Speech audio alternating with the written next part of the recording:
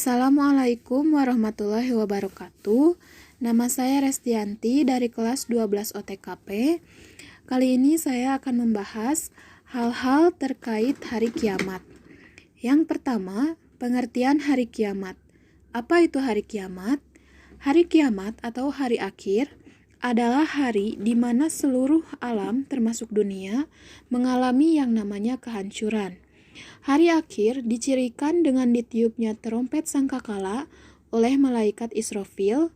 Dalam Al-Quran dijelaskan bahwa pada hari itu, daratan, lautan, dan benda-benda yang ada di langit bergerak menumpahkan segala isinya.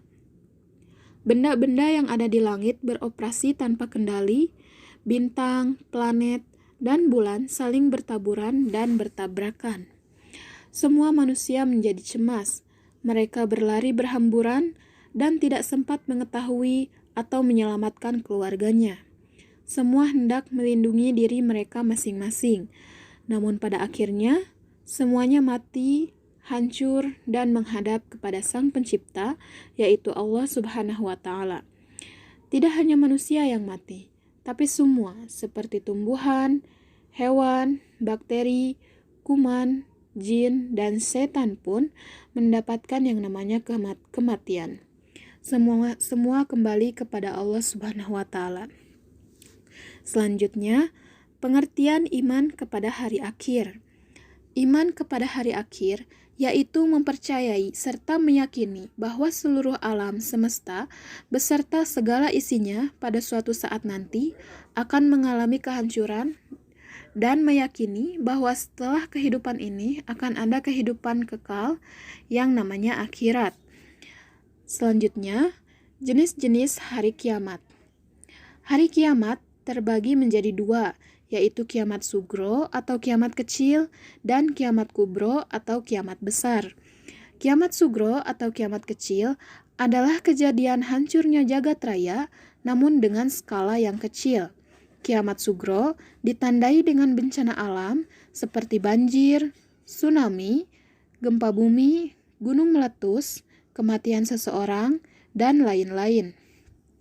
Setelah seseorang mati atau meninggal dunia, maka rohnya akan berada di alam barzah atau alam kubur. Alam barzah merupakan alam antara dunia dan akhirat. Kiamat sugro sering terjadi di lingkungan kita yang merupakan suatu bentuk teguran dari Allah Subhanahu wa Ta'ala. Sedangkan kiamat kubro merupakan kejadian hancurnya seluruh alam semesta beserta isinya, termasuk semua penghuninya seperti manusia, hewan, dan tanda-tanda bahwa dimulainya kehidupan di akhirat. Serta manusia akan mempertanggungjawabkan segala amal perbuatannya yang pernah dilakukan semasa hidupnya. Selanjutnya, tanda-tanda hari kiamat. Untuk tanda-tanda hari kiamat kubro, yaitu yang pertama, diutusnya Nabi Muhammad SAW sebagai nabi terakhir. Yang kedua, banyaknya jumlah kaum perempuan dibandingkan laki-laki. Yang ketiga, saling berlomba-lomba untuk meningkatkan bangunan. Yang keempat, adanya golongan besar yang saling melakukan pembunuhan, akan tetapi sama-sama mengakui bahwa dirinya untuk memperjuangkan Islam. Yang kelima, fitnah yang merajalela yang menimpa kehidupan manusia. Yang keenam, terjadinya banyak pembunuhan. Yang ketujuh, banyaknya manusia yang tidak lagi memperdulikan ilmu agama. Yang kedelapan, adanya laki-laki yang menyerupai wanita, begitupun sebaliknya wanita menyerupai laki-laki. Yang kesembilan, merajalelanya kemaksiatan dan minuman keras. Yang kesepuluh, waktu yang berlalu terasa semakin singkat. Yang kesebelas, banyak terjadi bencana alam seperti gempa bumi, tanah longsor, dan lain-lain. Yang ke-12, munculnya gaya hidup yang bermewah-mewahan. Yang ke-13, orang yang baik berkurang, sedangkan yang jahat justru semakin banyak atau bertambah. Yang ke-14, negara Arab menjadi padang rumput dan sungai. Yang ke-15, bulan sabit terlihat besar. Itu untuk tanda-tanda kiamat sugro atau kiamat kecil. Selanjutnya, sedangkan untuk tanda-tanda kiamat kubro atau kiamat besar, yaitu yang pertama, munculnya bintang-bintang yang dapat berbicara. Yang kedua, Al-Quran tidak lagi dianggap sebagai pedoman hidup, melainkan hanya sekedar bahan bacaan saja. Yang ketiga, munculnya Yakjuj dan Makjuj. Yakjuj dan Makjuj merupakan bangsa yang gemar membuat kerusakan di muka bumi. Yang keempat, banyak manusia yang menjadi kufur dan juga murtad. Yang kelima, munculnya Dajjal. Dajjal adalah makhluk penebar fitnah yang membuat manusia meninggalkan agama Islam. Yang keenam, matahari terbit dari barat dan terbenam dari timur. Selanjutnya, fungsi iman kepada hari akhir. Iman kepada hari akhir tercantum dalam rukun iman yang kelima, di mana kita harus mempercayai akan terjadinya hari akhir.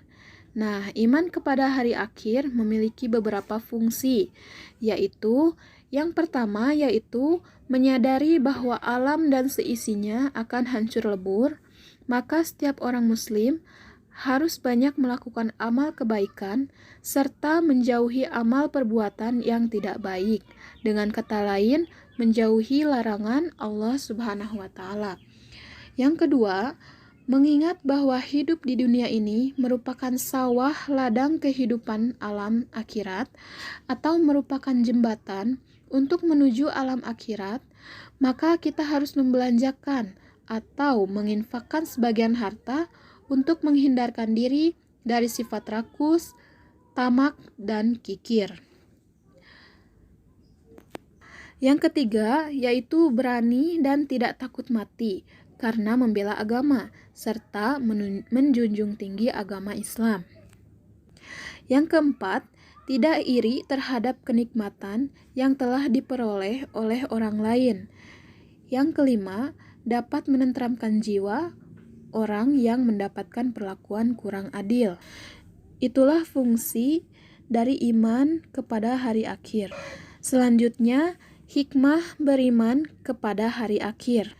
Beriman kepada hari akhir juga memiliki beberapa hikmah, yaitu yang pertama, memperkuat keyakinan bahwa Allah Subhanahu wa taala Maha Kuasa dan Maha Adil.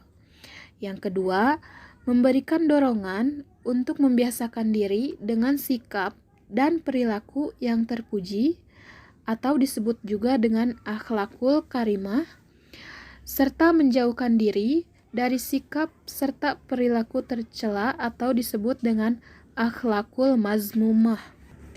Yang ketiga, memberikan dorongan untuk bersikap optimis dan juga tawakal serta sabar meskipun tertimpa berbagai kemalangan atau musibah.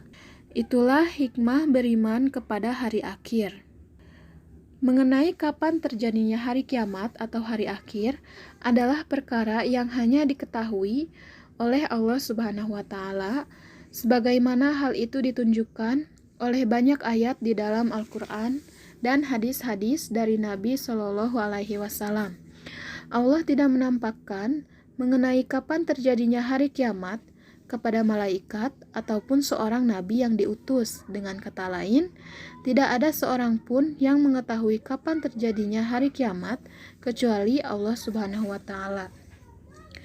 Nabi Shallallahu alaihi wasallam pun sering kali membicarakan keadaan kiamat dan kedahsyatannya sehingga orang-orang pada waktu itu bertanya kepada beliau, kapan terjadinya kiamat? Beliau mengabarkan bahwa itu adalah masalah yang hanya diketahui oleh Allah. Demikian pula ayat Al-Quran yang menjelaskan kapan terjadinya hari kiamat tercantum dalam surat Al-A'raf ayat 187 yang artinya, mereka bertanya kepadamu tentang hari kiamat, kapankah terjadinya? Katakanlah, sesungguhnya pengetahuan tentang kiamat itu adalah pada sisi Robku.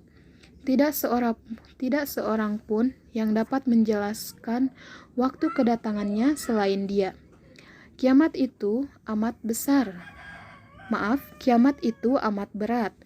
Huru-haranya bagi makhluk yang di langit dan di bumi. Kiamat itu tidak akan datang kepadamu, melainkan dengan tiba-tiba. Mereka bertanya kepadamu seakan-akan kamu benar-benar mengetahuinya. Sesungguhnya pengetahuan tentang hari kiamat itu adalah di sisi Allah, tetapi kebanyakan manusia tidak mengetahui. Itulah hadis mengenai kapan terjadinya hari kiamat. Jadi tidak ada yang mengetahui kapan terjadinya hari kiamat kecuali Allah Subhanahu wa Ta'ala. Oleh karena itu, mari kita berlomba-lomba memperbanyak amal kebaikan dan menjauhi segala larangan-larangan dari Allah Subhanahu wa Ta'ala. Sekian yang dapat saya sampaikan. Kurang lebihnya mohon dimaafkan. Wassalamualaikum warahmatullahi wabarakatuh.